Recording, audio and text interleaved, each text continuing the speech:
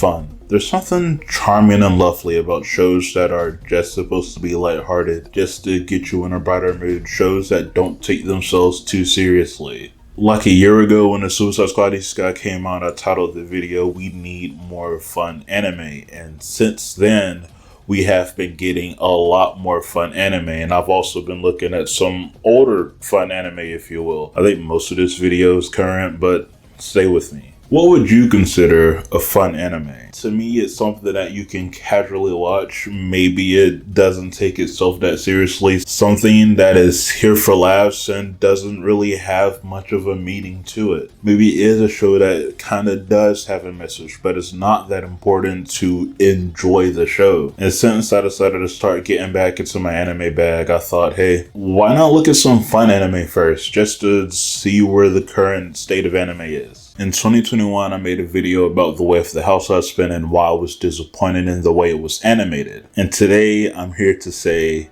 why was I so harsh on this show? It's so good. I love the way it's animated. It helps enhance the comedic timing of some of the bits. Could it have been fully animated? Sure, but that's not what we have.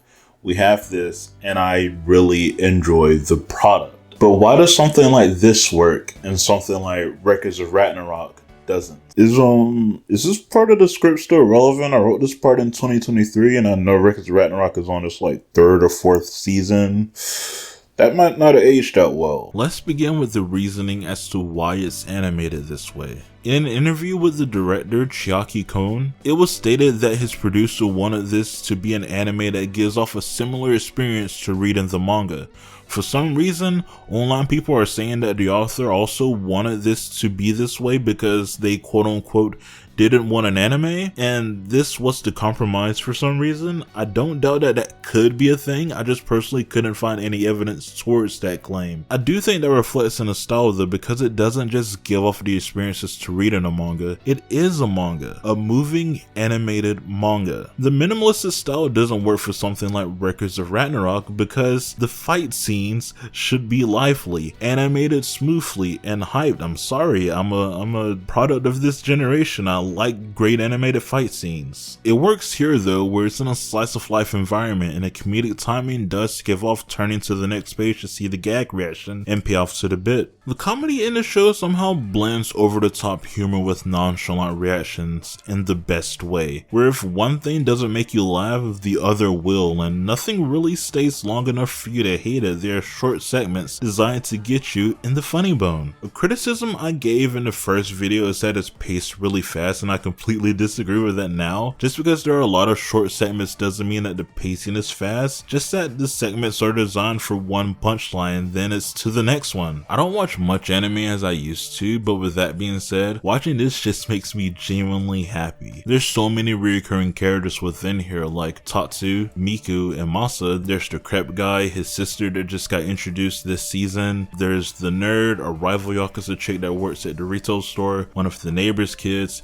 his former Yakuza boss, one of the neighbor's kids, and Tatsu's cat Gin, and of course, one of the neighbor's kids. This show is something else and acts like a good relaxer after watching the Avatar series. Will this have worked fully animated? Of course it would have, but it's still just as great the way it is now, and I really appreciate it a lot much more now than I did back then for some reason. I don't know why. The show just works, and that's all I need to say. Could I do a video like this at all without mentioning Dandadan? No, I can't.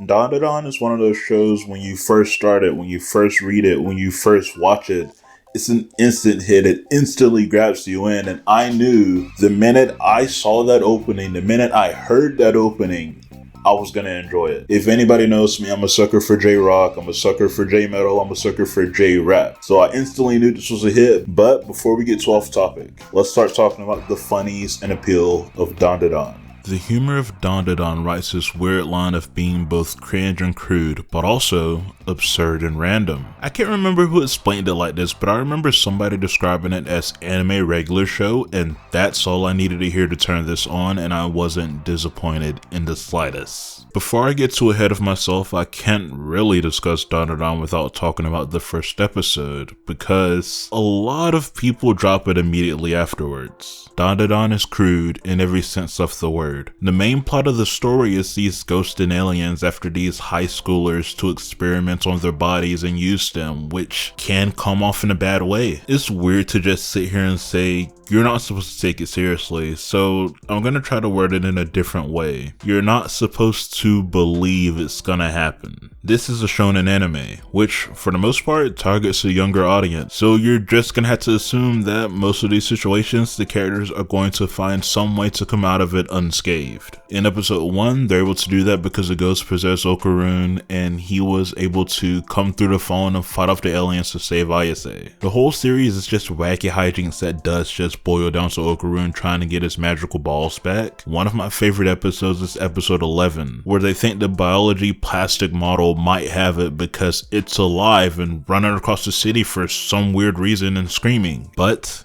it doesn't. And it was running towards the junkyard because one of the other models was its girlfriend and it was dying to be reunited with her again. It's both absurd and wholesome, and they come back in at least another episode. I haven't watched season 2 yet, so I don't know if they make any other appearances. And this is the case for a lot of this season. Another one of my favorites was episode 8, where the aliens return with this boxing mantis shrimp alien thing they hired to go after them. But also at the same time, a Godzilla, not Godzilla like kaiju, was also firing atomic breaths and is also after them. I just really like how absurd this show can get while also still being a dumb will they won't they thing between the two main characters, because that's the thing, and they juggle it in here as well somehow, and every action they do that doesn't involve the supernatural either hurts or strengthens their feelings for one another. It's the forced misunderstanding trope that a lot of shows do that I honestly cannot stand, and I can't say fully works here as well, but I think the fact that it's played so straight in this weird wacky show somehow makes up for it, and I think you'd like it too. This anime is very different from the rest, but who am I to be a huge Power Rangers fan and not talk about Red Ranger becomes an adventurer in another world? This show is somehow everything I want and don't want, and I love it for that. I guess we should start off like we always do when talking about isekais. I don't watch a lot of them. Overlord, Log Horizon, Shield Hero, Suicide Squad Isekai, and now this. Comparing this show to all of them, I think this show falls more on the Suicide Squad Isekai kind of series, where it's throwing something familiar and popular into a generic Isekai world and seeing how it works, but this takes it a step further. Unlike the Suicide Squad show, which took itself a bit more seriously than it probably should have, this show was leaning heavily into parody of Power Rangers and Super Sentai. We got Morphers talking, we got random explosions, we got Megazords posing. If you like how meta Ziggy was in early RPM, that's most of the characters when they first see Toga transform into the Red Ranger. We even have fake toy infomercials that give details on the weapons in the middle of ad breaks. If they don't have any toys of the weapons for these yet, what are they doing? Was I sold 100% on this first?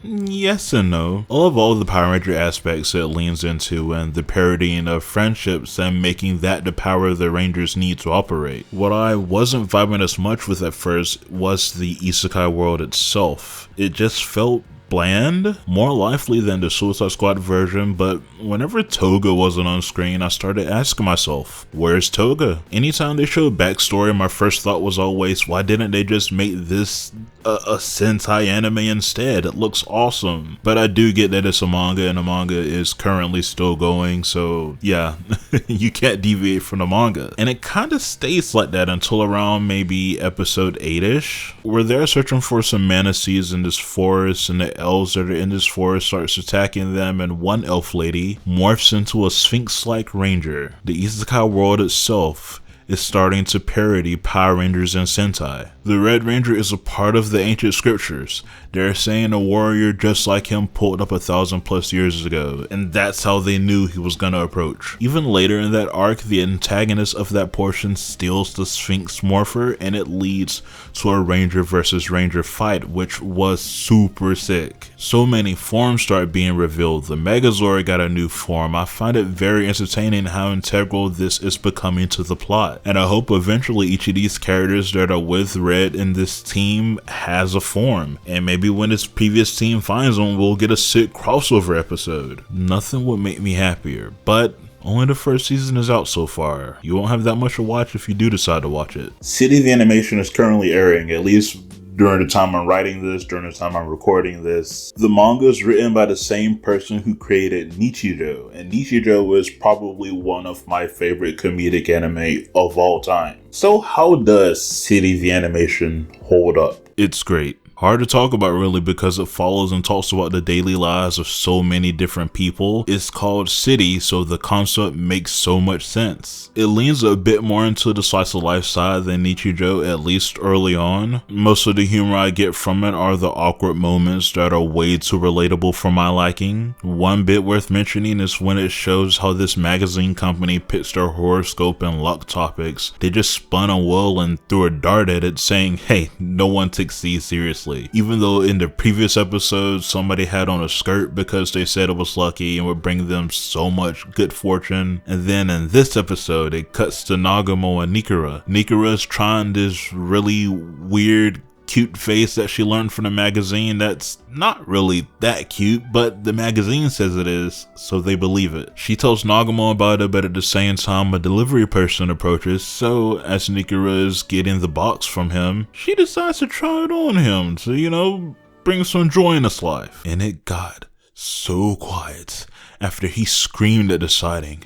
Nagamo tried it afterwards and it somehow made it worse. They both decided to skip that day and they slept in a closet saying, hey, today's not our day. Let's try something tomorrow. If that isn't the most relatable piece of awkward humor, I don't know what truly is. And a lot of the bits are either like that or ranging from mundane situations to slightly less mundane situations, and all are taken with the same level of seriousness as you'd expect from a show like this or Nichijou. The city feels connected. It's a happy show. The style is so cute and somehow even more vibrant than Nichijou's. I can't recommend this enough. Each episode, while standalone-ish, also feels like it connects to others. Some characters you see throughout each of them in the backgrounds of other episodes. Some you meet in one episode and you get their backstory in another episode.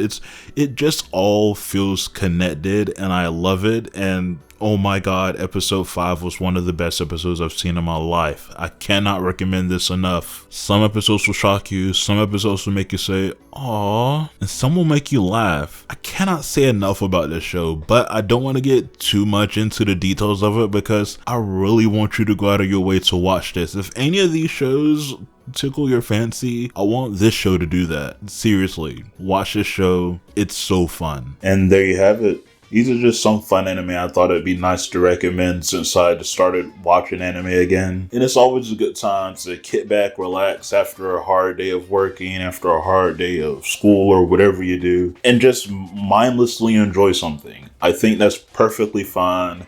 And these are just some shows that you could do that with. Yes, there are deeper meanings and lore and stuff you can get into if you really get deep into it, but this is just about shows you can have fun enjoying. If you want me to talk about some stuff that might be your favorite fun anime or even just a fun show in general, let me know in the comments down below. Maybe I'll talk about it, maybe I won't. I'd love to do another video like this if this one does well. I think there's only one anime I looked at that didn't make the cut for this video, and it was Sakamoto Days. I think there's more anime in the genre of bad guy stops being bad guy and now has a life, because there's a lot. For example, this The Way of the Househusband, Spy X Family, I think there's a lot that is just that, and it just felt too similar to The Way of the Househusband to the point where I just didn't want to include it within here. But with that being said, these are some fun anime, and that's it. Bye.